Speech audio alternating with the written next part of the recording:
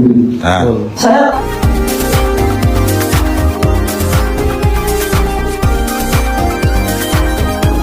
tahu Pak, dia punya kasus 3 miliar. Dia takut kalau kasus itu dibawa oleh masyarakat. Kita diem, korupsi pejabat korupsi wajar Pak. Di Indonesia pejabat gak ada Pak yang korupsi. Cuma jangan sombong Pak. Saat gubernur yang mati ya, mesti ya kita sih usah di zamannya. Betul Mas Bro. Saat itu dilewat mati, malah bupati preman Pak, itu Pak. Saya tahu persis. Jangan sombong dia punya uang, bisa menangani masyarakat. Masyarakat tidak akan pernah takut. Saya ingatkan kepada KPK, kalau tidak tegak lurus dalam kasus Sudirman, jangan salahkan rakyat akan marah. Tujuh. Di Paris sudah berkobar Pak. Siap. Saya yang menerangkan Pak. Kalau tidak saya terangkan, Pendopo Kabupaten hancur, Setuju. terbakar. Betul. Bukan Pendopo aja, Polresnya juga. Saya terdepan Pak, merdeka kepada masyarakat. Jadi saya tegakkan dulu KPK untuk segera menyelesaikan kasus Bapak Bupati Sudirman. Kalau nggak bersalah, lepaskan. Kalau memang ada unsur fakta-fakta yang layak untuk Bupati Sudirman ditetapkan sebagai tersangka, lanjutkan. Tetapkan sebagai tersangka. Segera. Jangan ada yang mengizinkan semua kita Pak berkorupsi. Jangan ragu-ragu.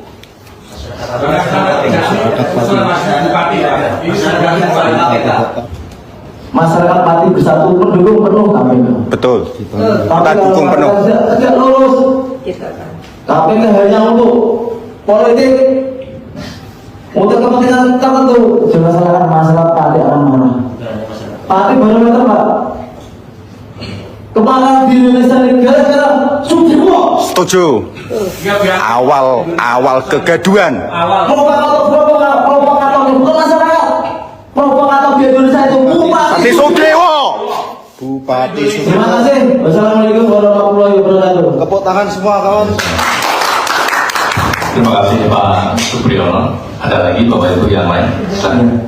Assalamualaikum warahmatullahi wabarakatuh. Saya Didi dari Masyarakat Pati Bersatu. Didi. Baik Pak, untuk menanggapi kasus korupsi Bupati Sudirman, sebenarnya banyak sekali Pak dugaan-dugaan korupsi terkait proyek-proyek lokal Kabupaten Pati. Dari jalan, total 81 ruas jalan, anggaran 362 miliar. Hampir semua itu ada indikasi korupsi. Betul. Harus ada tim khusus Pak untuk menyelidiki. Jalan yang speknya 3 kilo, 2,5 kilo dibangun hanya 1,5 kilo. Setuju. Anggarannya masih sama yang 13 M. Bahkan ada yang 45 M. Setelah saya kritik, diedit dengan alasan salah ketik. Betul. Bagaimana Pak? Kami bingung. Cara melapornya bagaimana? Secara saya hanya masyarakat biasa. Bagaimana saya melaporkan ke KPK? Mohon itu Pak, dijawab. Terima kasih Pak. Tepuk tangan sekali lagi buat kawan kita. Silakan. Kenalkan, saya Fajar Fajrullah. Saya jelaskan lebih dari awal ya Pak. Sebenarnya tanggal 13 Agustus ini inisiatornya Husen dan saya Fajar. Berhubung ini menjadi gerakan nasional, ada Pak Bonto, ada teman-teman yang lain, ini menjadi barometer pergerakan bersama. Nah, pertama awalnya begini Pak, kenapa tanggal 13 Agustus? Sebenarnya bukan terkait pelaksanaan Bapak dulu, tetapi terkait perpajakan pertama. Nah, artinya apa?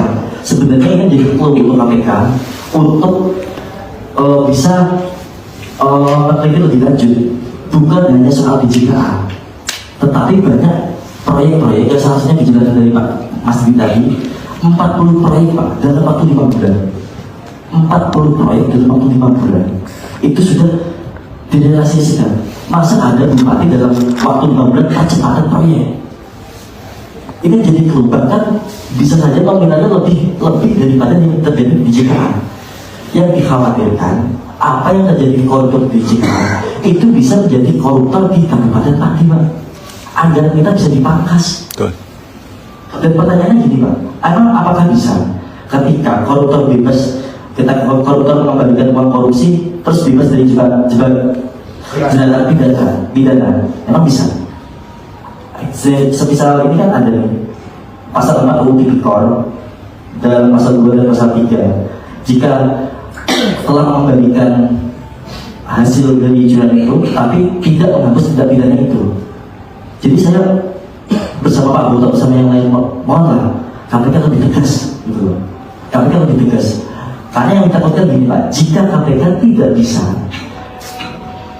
menyelesaikan kasus Bapak Bupati Sudirman, bisa saja ini jadi pergerakan era nasional yang juga mempertanyakan legalitas atau sumpah janji KPK terhadap masyarakat Indonesia. Ini paling jadi yang pertama. Bisa saja nanti Surabaya, Jogja, Jakarta, ataupun kota-kota besar juga mempertanyakan terkait kesetiaan KPK, sumpah janji KPK dalam melaksanakan tugas. Apalagi ini kan udah berlarut-larut, Pak, udah 2 tahun. Apakah harus viral dulu, Pak? Harus bisa dilaksanakan apa harus viral dulu? Sudah harus ada berapa banyak korban? Nah, jangan sampai ada korban, Pak. Jangan sampai ada korban, Pak. Ini menjadi urusan kita bersama. Kita ingin masyarakat Pati yang bersih dari korupsi, Pak. Salah satunya dengan itu. Tuntutan kita hanya ingin KPK untuk turun ke bawah, bukan hanya soal PJKA, Pak, tetapi juga krisis terkait BPKA di perpajakan. Dari mulai kinerja pajak itu sudah salah, dasarnya saja sudah salah, sudah ada rekayasa.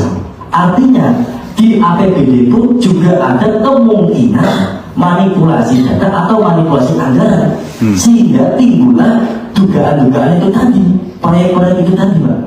Tolong KPK lebih fokus ke situ juga, karena ini menjadi bahan pertimbangan untuk menetapkan Sudirman sebagai tersangka, bukan hanya fokus di Cikarang.